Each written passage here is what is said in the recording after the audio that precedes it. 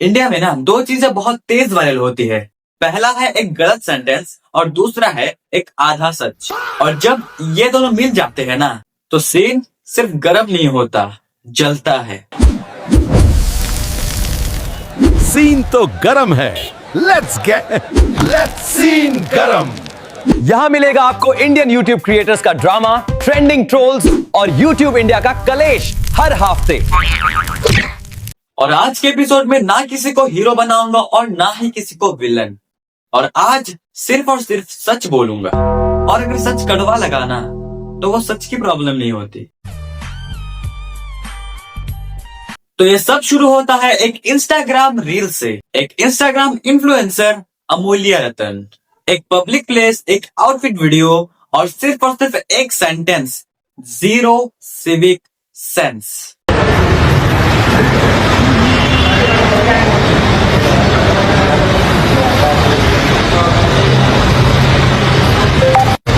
Zero sense है, zero. कोई video बना रहा होगा, बीच में घुस जाओ भाई। कहाँ है सिविक सेंस? और कोई सॉरी गलती से निकल गया, जो भी, कुछ भी नहीं, बस निकल जाएंगे भाई। मुझे छोटी छोटी चीजें बहुत इरिटेट करती है ऐसी, क्योंकि आई डोंट नो। अब यहाँ पे रुको। सिविक सेंस का मतलब क्या होता है? पब्लिक प्लेस का रेस्पेक्ट।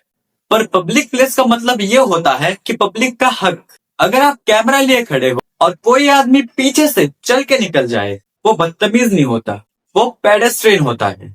और मुझे पता है कि बहुत सारे लोगों को यहाँ पे पेडेस्ट्रियन का मतलब नहीं पता। जाओ पहले गूगल करके आओ और कमेंट में बताओ। यहाँ प्रॉब्लम ये नहीं थी कि वो कैमरे के फ्रेम में आ गया, पर प्रॉब्लम ये थी कि रिएक्शन थोड़ा ओवर कॉन्फिडेंट लग गया। और इसकी वजह से पूरे भारत की जनता ने क्रिएटर अमूल्य रतन को बहुत ज्यादा ट्रोल किया। Hi guys, one of my videos is being circulated on the internet and I think it's been taken out of context. So let me give you my side of the story of what exactly happened that day. उस दिन मैं बस एक simple outfit check video record कर रही थी and I was well aware that I was in a public space and I changed my spot multiple times so that I don't interrupt anyone and no one gets disturbed. So what exactly happened was कि जब मैंने video record करनी start की, एक group of uncles पीछे आकर बातें करना शुरू हो गए थे। They were staring at me. I felt uncomfortable and changed my location again. Then when I started recording, someone passed from in front of me and then it was a Snapchat story और वो सिर्फ 24 hours के लिए होती है, so I abandoned it साथ के साथ ही। And then third time जब मैंने रिकॉर्ड करना स्टार्ट किया, कोई मेरे पीछे से पास किया, which all of us are watching on the internet right now. My choice of words could have been better and I genuinely take that as a learning. I never expected such a small moment to travel as far as it did and turn into such a large conversation. But I'm thankful for all the people who have corrected me respectfully and grateful for all the people who've supported me through this. But what I won't allow is the kind of abuse that has followed after that. और इसी के साथ backlash आया full power के साथ। और अमूल्य ने क्लैरिफिकेशन दिया। उन्होंने बोला कि मेरा इंटेंशन गलत नहीं था, पर वर्ड्स गलत चूज हो गए। ये पॉइंट फेयर है। वर्ड्स मैटर करते हैं, स्पेशली जब आप एक इन्फ्लुएंसर हो। पर फिर आता है बेस्ट पार्ट, जब उन्होंने खुद को ही ट्रोल कर दिया, अपने ही वीडियो को रिक्रिएट करके।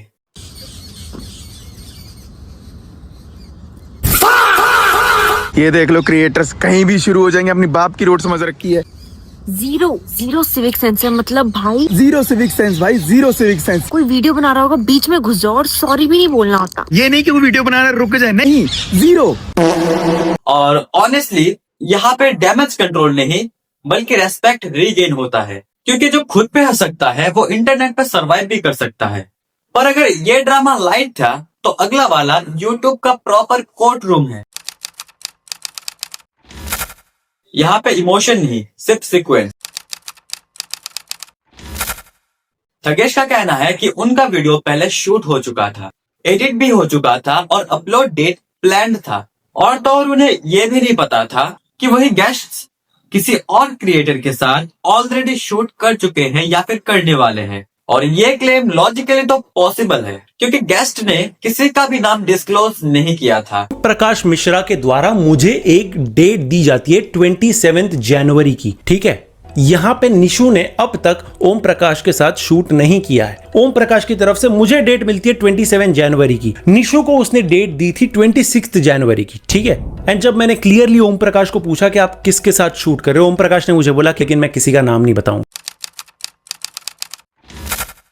अब थगेश ने जो सबसे ज्यादा स्ट्रॉन्ग मूव लिया वो ये था कि उन्होंने एग्जांपल्स दिखाए, लाइक उनके और सेलिब्रिटीज के बीच के जो कॉन्वर्सेशन थे उनका स्क्रीनशॉट उन्होंने अपने वीडियो में दिखाया। मैं आपको टाइमलाइन बताता हूँ। दिसंबर 28 को मैंने फर्स्ट टाइम आमिर सिद्दीकी को मैसेज किया कि आमिर भाई अभी भी दुबई में हो क्या, ठीक है। 17 जैन की एक कॉल पे मेरा और आमिर का शूट डेट डिसाइड होता है एंड जनवरी 23 को मैं आमिर सिद्दीकी के साथ आमिर वाला पार्ट शूट कर लेता हूं, ओके। यहाँ पे फ्राइडे जनवरी 23 को मेरे पास ओम प्रकाश मिश्रा का कांटेक्ट नंबर आता है एंड मैं उसे उसी दिन कांटेक्ट करता हूं, ठीक है।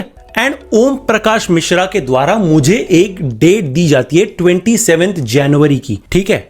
यहाँ पे निशु ने अब तक ओम प्रकाश के साथ शूट नहीं किया है। ओम प्रकाश की तरफ से मुझे डेट मिलती है 27 जनवरी की। और ये भी प्रूव किया कि निशु तिवारी ने और क्रिएटर जिन्होंने अलग अलग टॉपिक्स के ऊपर वीडियोस बनाई थी, निशु तिवारी ने उनका वीडियो ढाप लिया। आज मैं देखूंगा एक दिन में चाय बेच के कितना पैसा बन सकता है। आज मैं देखूंगी कि मैं चाय बेच के 1 घंटे में कितने पैसे कमा सकती हूँ। स्टाइल भी सेम टू सेम, चाहे शिल्पा शेट्टी के ठुमके हो या बॉबी देओल का डांस। शिल्पा शेट्टी के पति की जेल और शाहरुख खान के बेटे की बेल की खबर तो हम सबको रहती है। आज अगले 60 मिनट तक ये इस पेपर पे जो भी ड्रॉ करेगी वो मैं उसे खरीद के दूंगा। अगले 1 घंटे तक मेरी बेस्ट फ्रेंड जो भी इस पेपर पे ड्रॉ करेगी मैं वो उसे खरीद के दूंगी। आज मैं देखूंगा एक दिन में चाय बेच के कितना पैसा बन सकता है। आज मैं देखूंगी कि मैं चाय बेच के 1 घंटे में कितने पैसे कमा सकती हूँ। आज मैं इंडिया के सबसे महंगे सुपरमार्केट में जाने वाला हूँ और इसके प्राइसेस जान के तो आपके होश उड़ जाएंगे क्योंकि यहाँ सिर्फ अंबानी और बड़े सेलिब्रिटीज आते हैं। आज मैं जाने वाली हूँ सेलिब्रिटीज के ग्रोसरी मार्केट में। और इतना ही नहीं, थंबनेल और टाइटल भी ढाप लिया।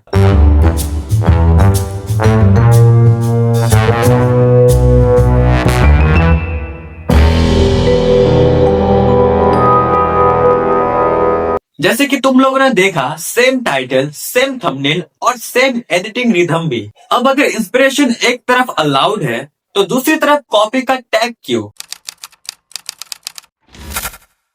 और एक बात जो ज्यादातर लोग इग्नोर कर रहे हैं कि निशु तिवारी को थगेश ने अपने द थगेश शो के सीजन 3 के एपिसोड में बुलाया था as a guest, but Nishu Tiwari ने इन प्राइवेट कन्वर्सेशन को पब्लिक कर दिया। जैसे आप मेरे को बोल रहे थे ना, मैं ना नेक्स्ट सीजन में ना रहा हूँ लफड़ा सेंटर का, इट वुड बी ग्रेट क्लैब, बहुत फटेगा। मैंने तो वहां पे रिप्लाई भी नहीं दिया था तुझे।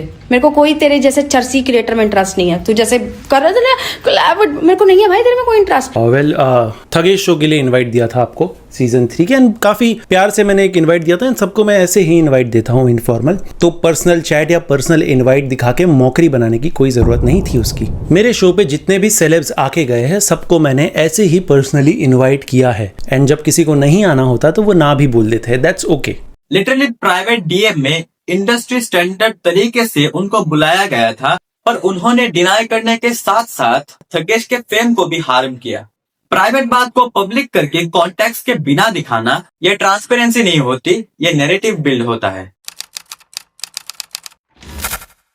और इस लफड़े में जो सबसे ज्यादा चीज खराब हुई थी वो थी निशु तिवारी की टोन। तभी मुंह खोलियो वरना अपना मुंह बंदी रखियो, वरना इसके बाद तो तेरी छीछा लदर ज्यादा हो जाएगी। रो मत तू, टेंशन मत ले, घबरा गया।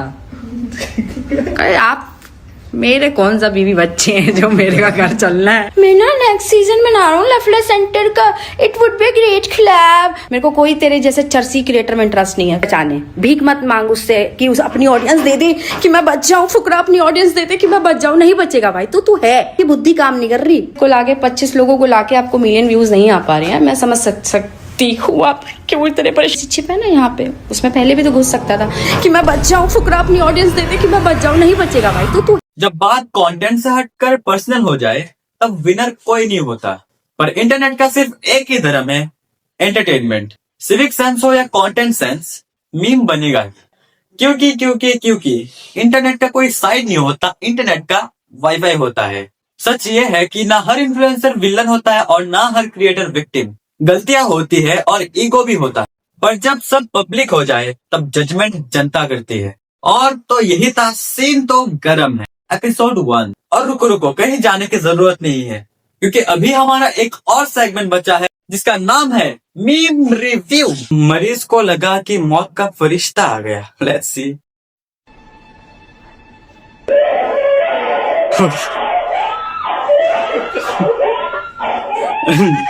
भाई वो शांत करवा रहा है कि शांत हो जा भाई, मैं डॉक्टर हूँ बट यार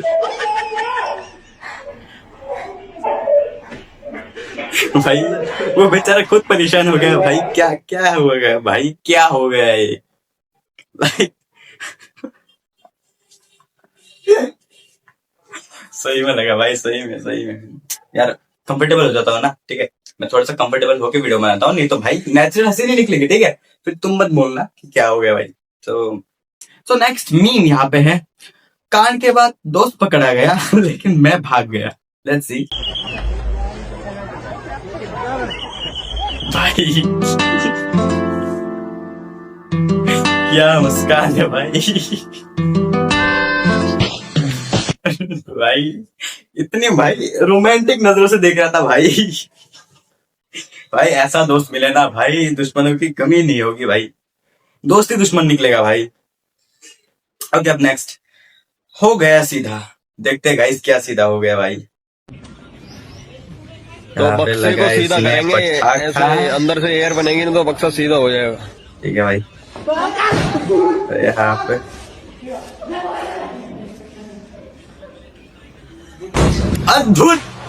अद्भुत भाई क्या भाई, कंटेनर का गुलदस्ता बना दिया इसने भाई। अब छुपा भी रहा है भाई बेशरम साला। किसका भाई भाई किसका तोड़ दिया भाई, तोड़ के भाई छुपा भी दिया। रूममेट के पापा सरप्राइज विजिट के लिए घर आ रहे थे। लेट्स सी गाइस, दोस्त का पापा सरप्राइज विजिट के लिए घर आ रहा है, हमें अभी ये सबको छुपाना है। ये तो यही है, बाकी सिगरेट कैसे छुपाए ये देखिए भाई। सारे के सारे दारू के बोतल भाई, इतने सारे सिगरेट भाई। खत्म है भाई, अब उस दोस्त का खेल खत्म है भाई। भाई 1000 दुश्मन चलेंगे लेकिन एक ऐसा गद्दार दोस्त भाई नहीं चलेगा भाई।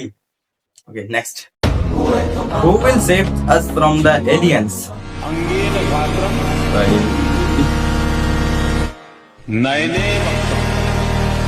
मोदी जी, यस मोदी जी बचाएंगे भाई। ये डायलॉग मेरा भाई बहुत प्यारा है भाई। अंगीन गात्रम नयने गत्रम न्याय राज्यम लवड़े न भुज्यम भाई, बहुत ज्यादा बढ़िया है भाई। सो यहीं पे हमारा पहला एपिसोड एंड होता है। सीन तो गर्म है। एंड कैसा लगा वीडियो कमेंट करके बताओ, और अगर अभी तक सब्सक्राइब नहीं किया तो भाई क्या कर रहे हो भाई, सब्सक्राइब करो।